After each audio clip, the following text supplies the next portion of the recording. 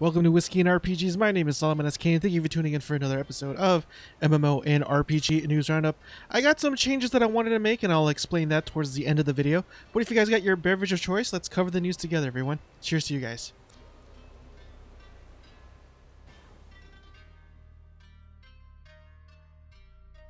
Before we begin, I just wanted to let you know that we have a review from Destructoid.com of Sakura Wars. So those of you who grew up on 90s Japanese anime will be pleased to know that it finally comes out tomorrow on April 28th for a retail cost of $60. I don't have a PS4, unfortunately, so I can't play it, although I'm really hoping this comes out for the PC. In case it doesn't, this is actually might be the game that makes me want to buy a PS4. Yeah, out of all the games out there, this is going to be the game that does it for me, perhaps. So we'll see. But anyways, we head on over to altchar.com. The Elder Scrolls 6 leak coming in 2024 features epic battles, ships, and more. And I do apologize, it's cut off on the right there. But it goes on to read that the latest leak came from, or originally surfaced over at Elder Scrolls Wiki, and do note to take everything with a grain of salt, but in this case I just take a handful of it since it's still way too early in its development. But the leak states that the game is indeed named Elder Scrolls 6 Redfall and is apparently set to be released in the fourth quarter of 2024 and not 2025 as previously rumored. Redfall takes place in High Rock and Hammerfell 6 years after the events of Skyrim. The world will clearly have defined subregions similar to what you saw in Skyrim, with most of these regions warring against each other. Players will experience these conflicts through huge epic battle scenes with dozens if not hundreds of characters battling on screen in real time. Bethesda intended to build off vehicle mechanics which they developed for Starfield to allow players to travel through the huge world. These ships will feature light customization and will range from a rowboat to a big for-sale pirate ship that can be crewed by NPCs, just like you can assign NPCs to work in settlements in Fallout 4. That sounds really interesting to me personally. I really hope that, now this is my opinion, I really hope that they do implement a settlement system in the new Elder Scrolls game, but, and here's the huge but, please don't add, what was it, just under 40 settlements. That was just way too many settlements in Fallout 4 if you include all the DLCs, and it just became a huge chore at that point. I'd be okay with, like, say 5, maybe, you know, 5 really good settlements in Fallout 4 or 5 really good settlements in the new Skyrim game where you could really make it like the region your own. But yeah, 40 is just way too much. Daggerfall will be the biggest city Bethesda ever built, and that the studio are taking notes from CD Projekt Red for creating the feeling of a dense, bustling city where NPCs live their life and have a daily activity and schedule.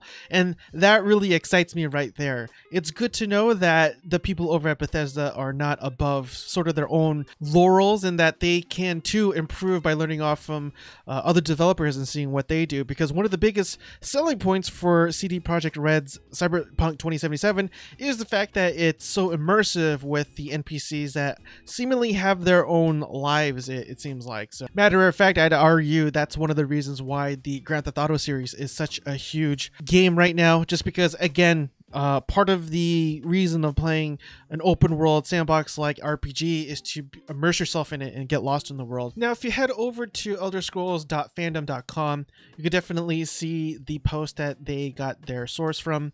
Although, truth be told, I feel like you'll get a lot more information from the comment section of this article. They're just kind of, the people are debating on whether or not if the information can really be trusted or not, and yeah, it's just people going back and forth with that. Heading on over to massivelyop.com, Population Zero, which launches next week, recaps its development journey in a new vid. Now, I must admit, this article I found a bit confusing, because at first it says now with the official Steam Early Access launch a month away, and then it goes on to say the Population Zero is launching in May 5th, which is next week. So I don't know if I'm missing something here. Maybe I'm not very familiar with Steam as much as I should be, but if it's launching May 5th, then why would they need an early access a month later? I don't.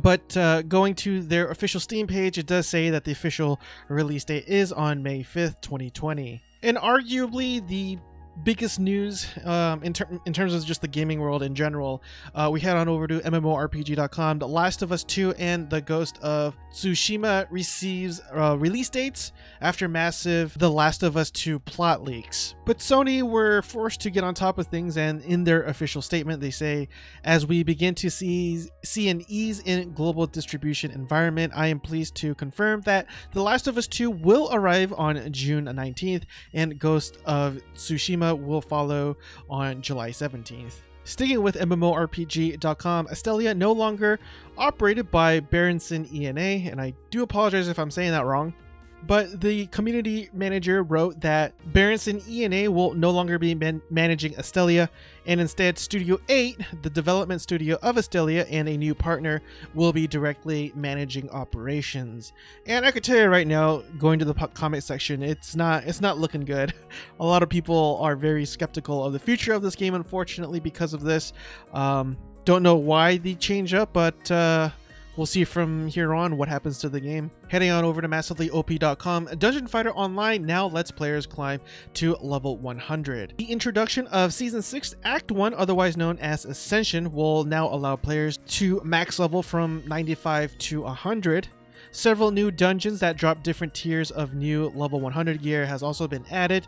The new update has also brought it along a whole new slew of events, including events to earn level 100 epic or mythic gear, daily and weekly missions, as well as a level boost event. Heading back over to MMORPG.com, Bless Unleashed development roadmap looks at 2020.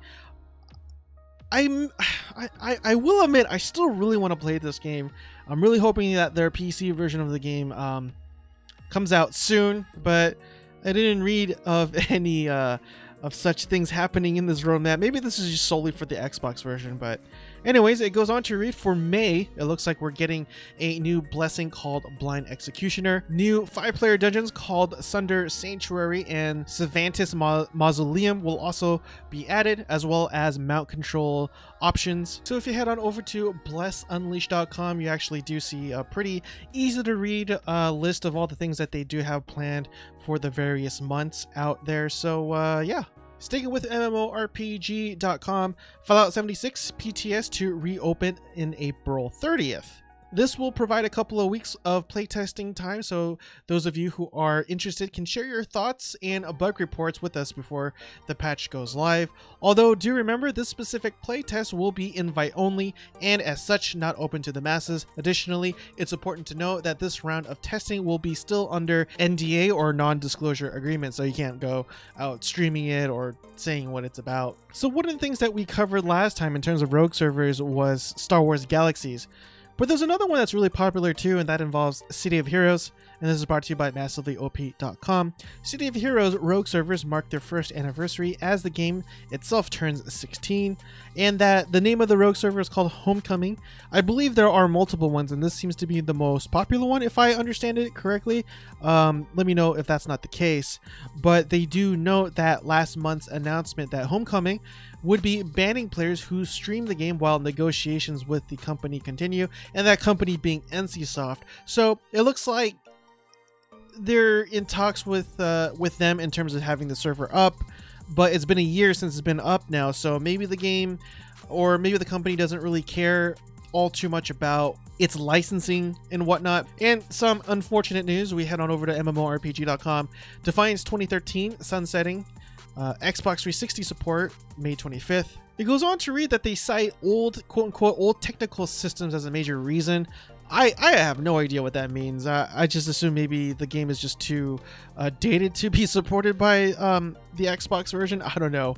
But what's really interesting is that some items from Defiance 2013 can transfer to Defiance 2050, such as the E-Rep spy outfit and some vehicles. But in order to do so, you'll need to link your Defiance 2013 and 2050 accounts for that to take place. So heading on over to tryonworlds.com, you can actually see all the stuff that are able to transfer over. So yeah, it sucks, but I guess there's another game that you could play that's relatively similar to it, maybe. I don't know. But in any event, if you check out the comment section, just be prepared for a lot of salt. That's all I'm saying. And sticking with MMORPG.com, 3-year term limits coming to EVE Online's Council of Stellar Management. And some of the updates to this includes also a 1-year cooldown. You can now submit an application and you'll need to answer the following questions, such as your EVE Online story, why are you applying for CSM, and what can players expect from you. And sticking to MMORPG.com, loot box changes are coming to TERA Online. In short, the refresh is to totally remove any guaranteed items and random consumables from loot boxes. They'll be replaced with modular chests. Additionally, percentages will be displayed for those chances of you pulling a chase item in order to help you make a more informed decision. I will admit there is a comment in here that made me lol because it was exactly what I was thinking. We heard you like loot boxes, so we put loot boxes in your loot boxes. Now, if you head on over to TERA.nmass.com, they do have an article here listing the changes and what it's about. And they also list the percent chances, excuse me, of all the items containing in each of the loot boxes, apparently.